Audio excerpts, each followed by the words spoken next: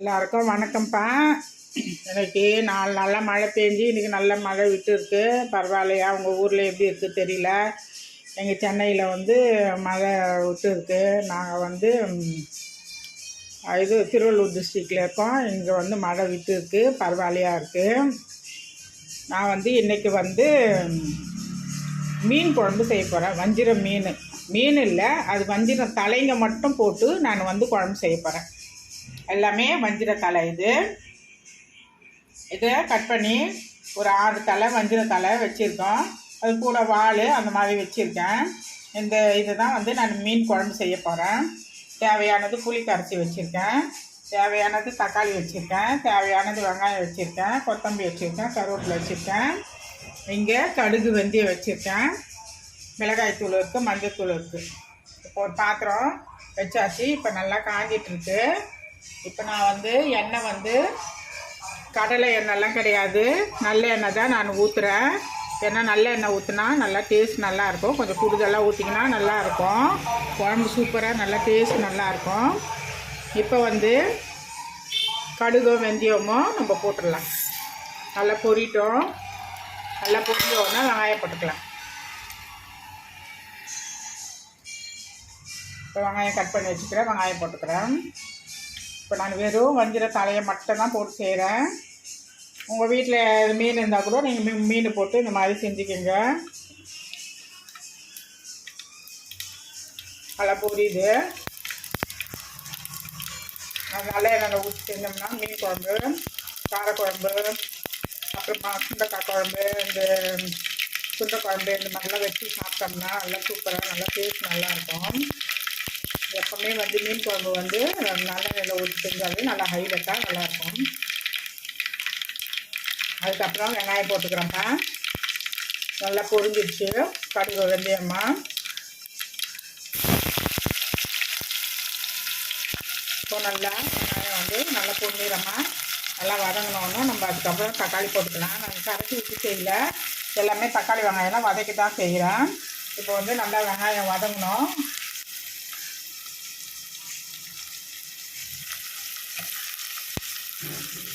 கூட கருவேப்பிலை போட்டுக்கிறேன். இப்போ நல்லா அது வதங்கணும்னா தக்காளி போட்டுக்கலாம். தக்காளி போட்டோம்னா கொஞ்சம் உப்பு போட்டோம்னா சீக்கிரம் தக்காளி நல்லா கரைஞ்சி நல்லா மேஷ் ஆகி வந்துடும். நல்லா இப்போ வதங்கட்டும். கரண்டி எடுத்து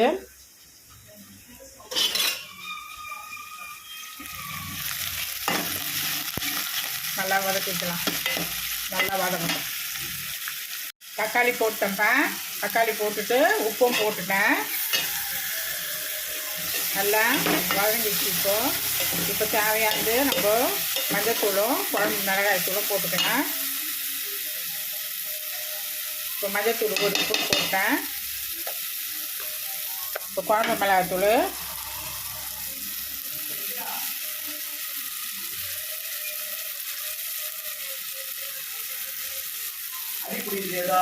நாலு 5 ஸ்பூனு வந்து மிளகாய்த்தூள் போட்டுட்டேன். குழம்பு மிளகாய்த்தூள் போட்டுட்டேன்.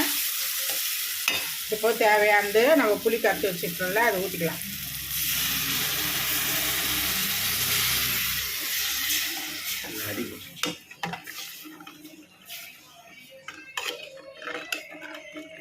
இப்போ புளியை ஊற்றியாச்சு. இப்போ புளி நல்லா கொதித்து நல்லா சுண்டி வரணும். அதுக்கப்புறம் நம்ம இந்த வஞ்சிர தலையெல்லாம் வச்சுருக்கோம்ல, நம்ம அந்த தலையை போட்டுக்கலாம்.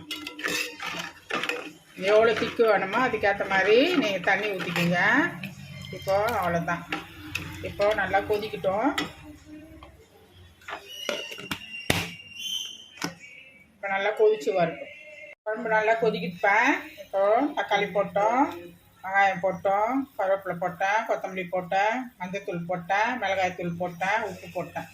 நல்லா இப்போது குழம்பு கொதிக்குது. இப்போ வந்து வெறும் வஞ்சிர தலைங்க, இந்த வாளுங்க அதுதான் எடுத்து வச்சுருக்கேன். இப்போ நம்ம என்ன பண்ணலாம், இப்போது குழம்புல போட்டுக்கேன். இந்த வால் இந்த சைடு இந்த மாதிரி தான் எடுத்து வச்சுருக்கேன். அது மாதிரி போட்டுக்கலாம். மற்றதெல்லாம் வறுக்கிறதுக்கு வச்சுருக்கேன் நான். இந்த மாதிரி வால் வஞ்சிர வால் தலை அந்த மாதிரியான தலைங்க, இந்த சைடு அதெல்லாம் நல்லாயிருக்கும். குழம்பு வச்சோம்னா சூப்பராக இருக்கும். நல்ல டேஸ்ட்டும் நல்லாயிருக்கும். இப்போ ஒரு கலக்கி இப்போ வந்து ஒரு 1/4 ஹவர் நல்லா கொதித்து நல்லா திக்காக வரட்டும். எண்ணெய் பதத்தில் வந்துடும். அதுக்கப்புறம் நம்ம ஆஃப் பண்ணிடலாம். இந்த பக்கம் வந்து உலை வச்சு அரிசி போட்டிருக்கேன். இந்த பக்கம் சோறு வெந்துட்டுருக்கு. இப்போ வந்து குழம்பு வந்து கொதிக்கிட்டு அதுக்கப்புறம் மூடி ஒரு 1/4 ஹவர் அதுக்கப்புறம் நம்ம ஆஃப் பண்ணிக்கலாம். இப்போது ரசமும் கூட்டுறேன்ப்பா. இப்போ இதில் என்ன போட்டிருக்கேன்னா தக்காளி போட்டிருக்கேன். ஒரு 4 தக்காளி, ஒரு 2 பச்சை மிளகா, கொஞ்சோண்டு ரசப்பொடி, உப்பு, மஞ்சள்தூள் போட்டிருக்கேன். அதுக்கப்புறம் வந்துட்டு கொத்தமல்லியும் கருவேப்பிலையும் போட்டேன். இப்போ வந்து மிளகு சீரகம் வந்து அரைச்சி வச்சுருக்கேன். வெறும் மிளகும் சீரகமாக தான் அரைச்சி வச்சுருக்கேன். இது வந்து புளி கரைச்சி வச்சுருக்கேன். இதில் வந்து பூண்டு இடித்து வச்சுருக்கேன். அவ்வளோதான். இப்போ வந்து நம்ம ரசத்தை கூட்டிக்கலாம். இப்போ திரும்பவும் சொல்கிறேன். இதில் என்னென்ன போட்டேன்னா ஒரு 4 தக்காளி போட்டேன், ஒரு 2 பச்சை மிளகாய் போட்டேன், உப்பு போட்டேன், மஞ்சள்தூள் போட்டேன், கொத்தமல்லி கருவேப்பிலை போட்டேன். அவ்வளோதான், வேறு ஒன்றும் கிடையாது. நல்லா போட்டு இதை கரைச்சிக்கின்னு கொஞ்சோண்டு ரசப்பொடி, வீட்டிலே செய்கிற ரசப்பொடி தான் அது, வேறு எதுவுமே இல்லை. அந்த ரசப்பொடியை போட்டு நல்லா கரைச்சி நல்லா மிக்ஸ் பண்ணி வச்சுருக்கேன். புளி வச்சுருக்கேன், பூண்டு வச்சுருக்கேன், மிளகு சீரகம் வச்சுருக்கேன். இப்போ நம்ம தாளிப்பு கொடுத்துக்கலாம். ரசம் நல்லா ஒரு கொதி வந்துடுச்சுப்பா, பொங்கி வந்துடுச்சு. அவ்வளோதான்ப்பா, ரசம் ரெடிப்பா. ரசம் ஆஃப் பண்ணிட்டேன். இது மிளகு தக்காளி ரசம் செஞ்சது. இது வீட்டில் செஞ்சு பாருங்கள், சூப்பராக இருக்கும். இப்போது மீன் குழம்பு பொரிச்சு ஆஃப் பண்ணி எடுத்துன்னு வந்து வச்சுட்டேன். மீன் குழம்பு ரெடி. இப்போது இதை வஞ்சிர தலையெல்லாம் போட்டு மீன் குழம்பு வச்சுருக்கேன். இது மீன் குழம்பு. இப்போது ரசமும் ரெடி ஆகிடுச்சு. இப்போது ரசமும் இப்போது ரெடி. அவ்வளோதான். இப்போ அதுவும் ரெடி பண்ணியாச்சு. இப்போ ரசம் செஞ்சுட்டேன். இந்த சாதம் வந்து இப்போ அது வச்சுருக்கேன். இப்போ தேவையானது மீன் இருக்குது மதியத்துக்கு. இப்போ வந்து சாப்பிட்றப்ப அது சூடாக வறுத்துக்கலான்னு எடுத்து வச்சுருக்கேன். சாதம் வடித்து இருக்குது இதில்.